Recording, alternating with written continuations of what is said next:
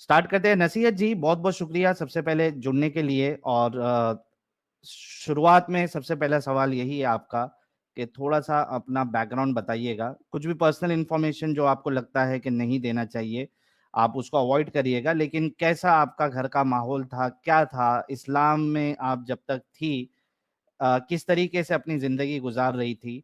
और उसके बाद फिर ऐसा क्या हुआ जो आपको मजबूर कर दिया कि आपने इस्लाम छोड़ना है, ये एक सही मज़हब नहीं है? Please go ahead, the stage is yours. जी, शुक्रिया साहिल। अ, मेरी जो परवरिश हुई वो एक हाइली एजुकेटेड माहौल में हुई। हमारी फैमिली जो है काफ़ी एजुकेटेड रही है, सभी लोग। लेकिन घर में जो है मम्मी वग़ैरह प्रैक्टिसिंग मुस्लिम थीं और जो है एक जैसे जनरली एक मुस्लिम फैमिली होती है, वैसी ही फैमिली थी। और जिस माहौल में मैं रहती थी, वहाँ जो है आस-पास ज़्यादातर साइंटिस्ट लोग थे, रिसर्चर लोग थे। तो मैंने अगर आँख ये कहा जाए कि मैंने आँख खोल के चारों तरफ अपने डॉक्टर, साइंटिस्ट, रिसर्चर ही देखे, तो ये गलत ना होगा। उसके बाद जो है ऐसे ही माहौल में बड़ी हुई तो घर में जैसे कि माएँ होती हैं अक्सर, क्योंकि जो माँ होती हैं, मैं समझती हूँ घर की जो माँ होती है या औरत होती है, मेन प्रमुख मुखिया जिसे बोलते हैं, मज़हब या धर्म का जो है भार उसी के कंधों पे होता है। तो इसी हिसाब से मेरी मम्मी का ज़्यादा रोल रहा कि ये सब समझाने में, बताने में या प्रेशर डालने में कि तुम्हें कुरान पढ़ना है। मौलवी लगाए गए, पढ़ा भी कुरान।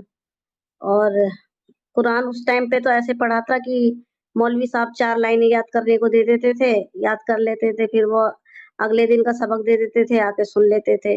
और क्या हम पढ़ रहे हैं और क्या लिखा है वो हमें कुछ नहीं पता होता था, सिर्फ़ पढ़ते थे और दूसरे दिन मौलवी साहब को सुनाते थे। तर्जुमे तो बाद में हम लोगों ने पढ़े।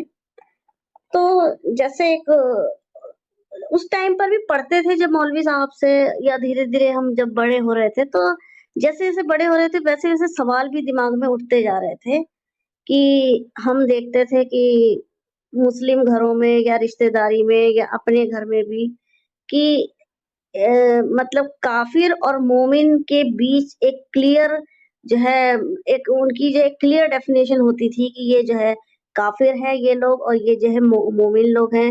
साफ ये बताया जाता था कि काफ़िरों से दोस्ती नहीं रखनी। हालाँकि हमारी जो फ्रेंड सर्किल रहा वो नॉन मुस्लिम का ही रहा ज़्यादातर। जो है ब्राह्मण फैमिली वहाँ ज़्यादा रहती थी। तो वही फ्रेंड सर्किल में वही लोग थे हमारे। तो लेकिन एक प्रैक्टिस में हम प्रैक्टिकली तो हम उन लोगों से रोज़ मिलते हैं, अच्छे से बोलते हैं, वो लोग भी हमसे बहुत अच्छे से बोलते हैं। उनका हमारा आपस का तालमेल बहुत अच्छा था, फ्रेंड सर्किल बहुत अच्छा था। कोई परहेज़ नहीं कि जो है हमारा खाना वो टिफ़िन खा लेते थे, हम उनका खा लेते थे, कोई परहेज़ नहीं। लेकिन घर में या रिश्तेदारी में जब ये सुनते थे कि ये काफ़िर लोग हैं, इनसे दूरी बरतना चाहिए और ये लोग जहन्नुम में जाएँगे, दोज़ख में जाएँगे, इनकी इनकी इनका गुनाह माफ़ नहीं होगा, ये इनकी बख्शीश नहीं होगी। तब वो दिमाग सोचने पे मजबूर होता था कि जिनके साथ मैं रात और दिन रह रही हूँ, जिनको मैं अच्छे से जान रही हूँ, पहचान रही हूँ, ये आखिर दोज़ख में क्यों जाएँगे? इन्होंने तो कभी हमारा कुछ नहीं बिगाड़ा। हमसे कभी कोई किसी भी तरह की कोई नाइत्तेफ़ाक़ी नहीं हुई, फ्रेंड सर्किल में भी। तो ये दोज़ख में क्यों जाएँगे? और दूसरी बात, अगर ये काफ़िर होने की वजह से दोज़ख में जाएँगे, तो इसमें इनका क्या गुनाह है? अल्लाह ने इनको जो है दिमाग में यही सवाल मेरे सबसे पहले, या मुझे जहाँ तक अपने होश का जो पहला सवाल मेरे दिमाग का जो याद है, वो यही है कि मैं ये सोचती थी कि अगर ये काफ़िर दोज़ख में जाएँगे, तो इनको काफ़िर बनाने वाला भी तो अल्लाह ही है और अल्लाह ने ही इनको काफ़िर घराने में पैदा किया, तो इसमें इनकी क्या गलती? तो ये मैं जब सोचती थी, तो उससे और सवाल उठते थे और जो है घर में या किसी से रिश्तेदारी में या मम्मी से पूछते थे कि भई ऐसा क्यों है? सवाल ज़्यादा उठने लगे। क्यूरियोसिटी बचपन से मेरे अंदर बहुत ज़्यादा थी। तो तो उस टाइम पर सवाल का जवाब तो मुझे कभी नहीं मिलता था। बस सीधे से आंसर ये होता था कि दीन में, इस्लाम में जो है अकल का दखल मना है।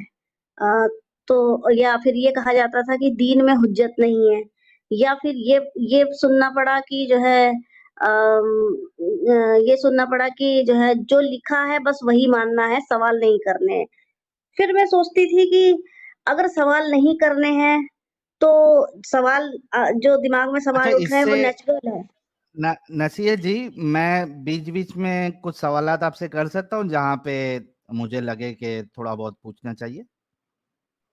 जी, बिल्कुल, बिल्कुल, हाँ, मैं बिल्कुल। ये कह रहा था कि ये जो आपके घर पे काफिरों को लेके जो इतनी नफरत थी, उसकी उसका बेसिस क्या था? मतलब उनके दिलों में इतनी शिद्दत क्यों आ गई थी कि ये इनसे दोस्ती नहीं रखना है या इनके साथ उठना बैठना नहीं है, ये हमारे जैसे नहीं है? ये क्या वजह रही? कुछ आपको ऐसा कुछ समझ में आया कि ये मेरे घर वाले इतने क्यों इस बारे में बातें करते हैं? जी, जो मैंने नोटिस किया, जो मुझे तजुर्बा हुआ, जो एक्सपीरियंस हुआ, ये मुझे क्योंकि आस-पास कोई भी सिंगल ऐसी फैमिली नहीं थी उस जगह पे, एजुकेशनल कैंपस था, सब हाई सोसाइटी वाले लोग थे, हाईली एजुकेटेड लोग थे, कोई भी वहाँ पे अनपढ़ इंसान नहीं था आस-पास किसी भी फैमिली। तो ज़ाहिर-सी बात है झगड़े, लड़ाई इस तरह की तो हमने लाइफ में कभी देखे ही नहीं, या किसी भी तरह की जो आम मुस्लिम मोहल्लों में होते हैं, मोहल्ला टाइप जो जगहें होती हैं, उनमें जिस तरह की बातें होती हैं, वो चीज़ हमारे साइड नहीं थी बिल्कुल भी। इस इतना बढ़िया एनवायरनमेंट होने के बाद भी अगर हमारे घर में किसी के दिमाग में ये बात है आती थी कि काफ़िर काफ़िर ही होते हैं, इनसे दूर रहना चाहिए, उसका सीधा-सा मैंने ये देखा कि हमारी मम्मी जो है कुरान के लेकर बहुत सख्त थी। यानी कि वो दिन में कुरान 3 बार तो वो पढ़ती थी। सुबह अर्ली मॉर्निंग, फिर असर के वक़्त, असर ज़ोहर के बीच में, फिर उसके बाद ज़ोहर असर के बीच में, फिर उसके बाद जो है रात में इशा से पहले। और जब तक उनके हाथ-पैरों में दम रहा, उन्होंने तहज्जुद की भी नमाज़ पढ़ी। यानी मैं उनको पागलपने की हद तक देखती थी दीन को फ़ॉलो करते हुए, पागलपने की हद तक। और उसको देख के मैं बड़ा इरिटेट होती थी। मैं देख रही हूँ उनके पैरों में दर्द है, परेशानी है, उसके बाद भी घिसट-घिसट के, लंगड़ा-लंगड़ा के डॉक्टर ने मना किया है कि ठंडे पानी यूज़ नहीं करना है, सुबह अर्ली मॉर्निंग ठंडे पानी, जाड़ों में ठंडे पानी से वज़ू करें।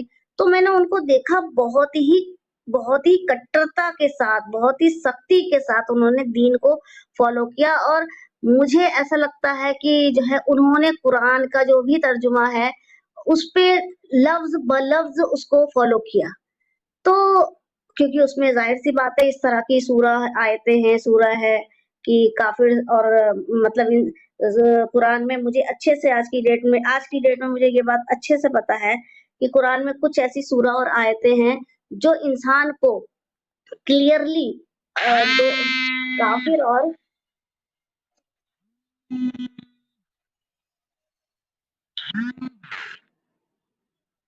जो कुरान को क्लियरली जो है इंसान को क्लियरली काफ़िर और मोमिन में डिफरेंशिएट करती है, साफ-साफ।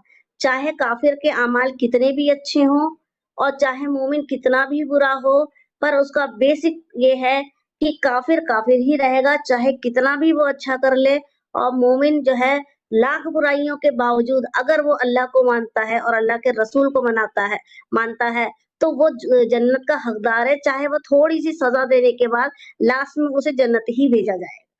ये चीज़ मैंने देखी, ये साफ-साफ पता लगता था, अच्छे से ज़ाहिर होता था कि कुरान को पढ़ने के बाद, दीन को बहुत ज़्यादा फ़ॉलो करने के बाद, बहुत सख्ती से फ़ॉलो करने के बाद उनके अंदर ना एक कट्टरता-सी आ जाती है। वो मतलब मैं देखती थी कि बिल्कुल लफ्ज़-ब-लफ्ज़ उसको फ़ॉलो किया जाता था। तो जो है मैं आज की डेट में समझ सकती हूँ कि जो लोग अ, बिल्कुल बिना सोचे समझे,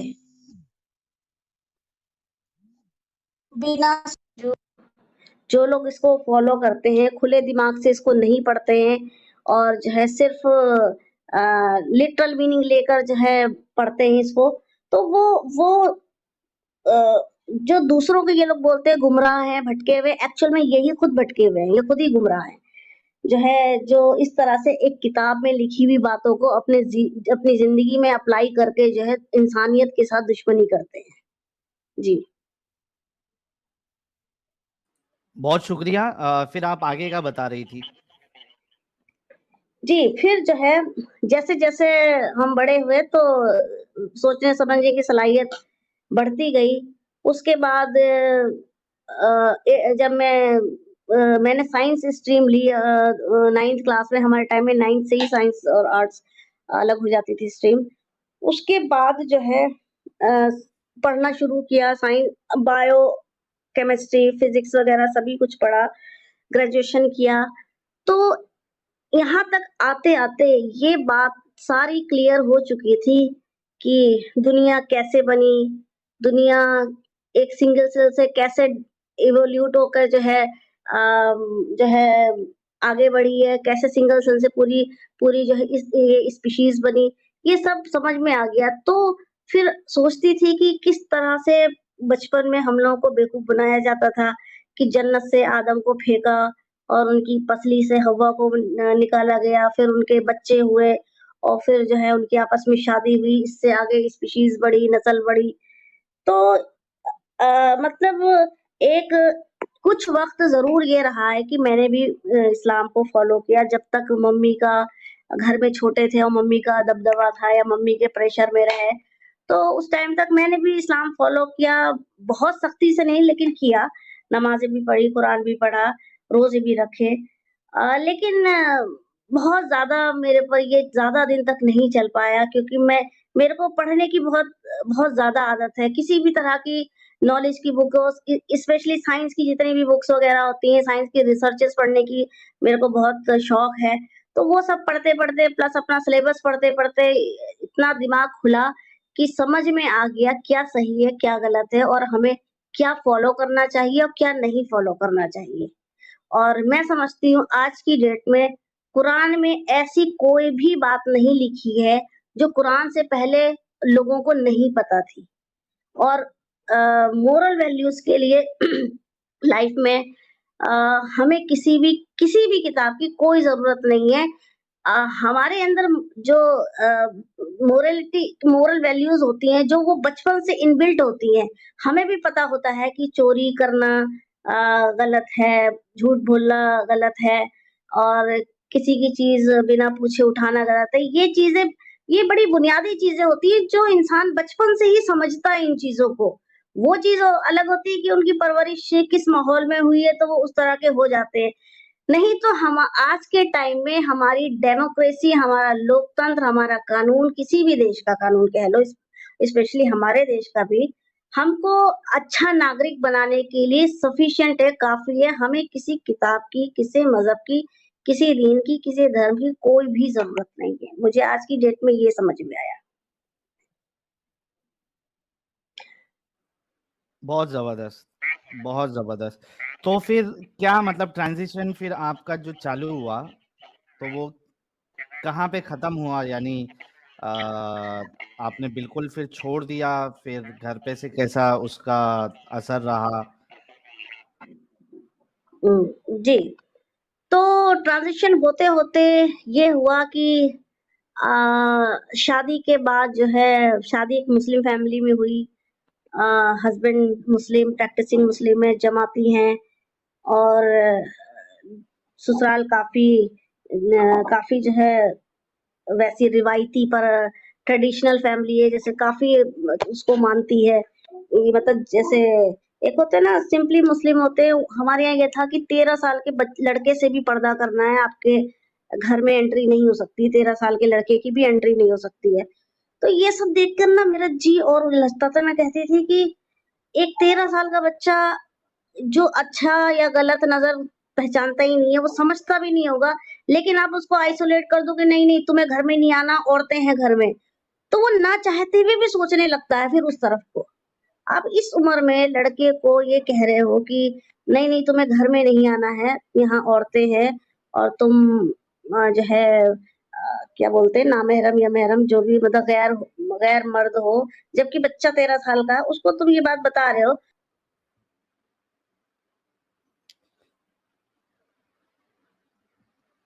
बहुत सारी चीज़ें थी कि ससुराल में कि आईब्रोज़ नहीं बनवानी है, आईब्रोज़ बनवाना गुनाह है, तो मैंने कहा ये क्या चीज़ है? आईब्रो बनवा ली तो इसमें गुनाह की क्या बात है? तो वो मैंने अपने ससुराल में पूछा अगर आईब्रो बनवा लिया तो इसमें गुनाह क्या है? तो बोले कि इसमें ये मैंने कहा इसका लॉजिक बताओ, तो वो कहने लगे कि अ, दर अपने अपने जिस्म को दर्द देना गुनाह है। तो मैंने कहा तो ये जो खतना होता है फिर? मैंने कहा खतना फिर क्यों करवाते?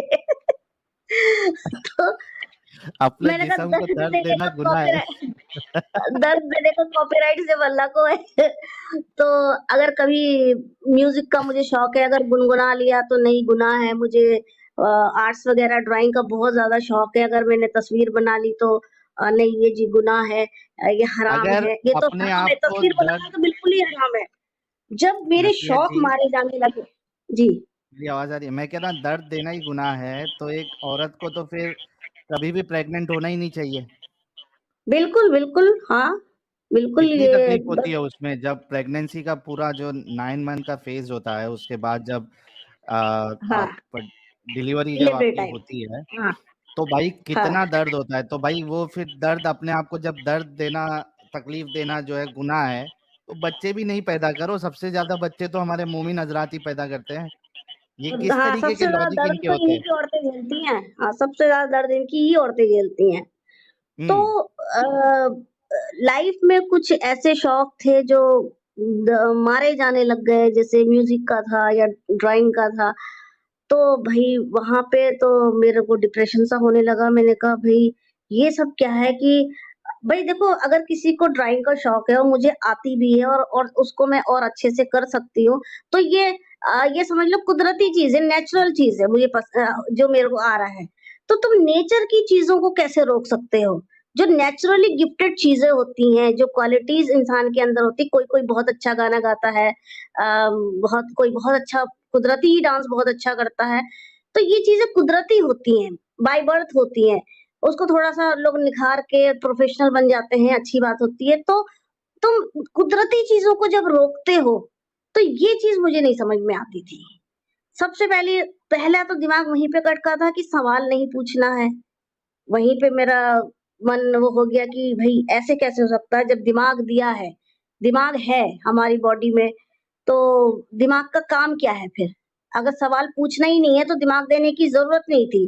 जब सारा काम एक किताब के हिसाब से हमें करना है, किताब को फ़ॉलो करके और बाकी काम अल्लाह की मर्ज़ी पे छोड़ देना है, तो ये हमारा दिमाग बिल्कुल वेस्ट चीज़ है, फिर तो ये बिल्कुल वेस्टिजियल ऑर्गन हो गया। यानी कि कोई भी इस अंग की कोई ज़रूरत ही नहीं है फिर तो हमें, ऐसा होना चाहिए।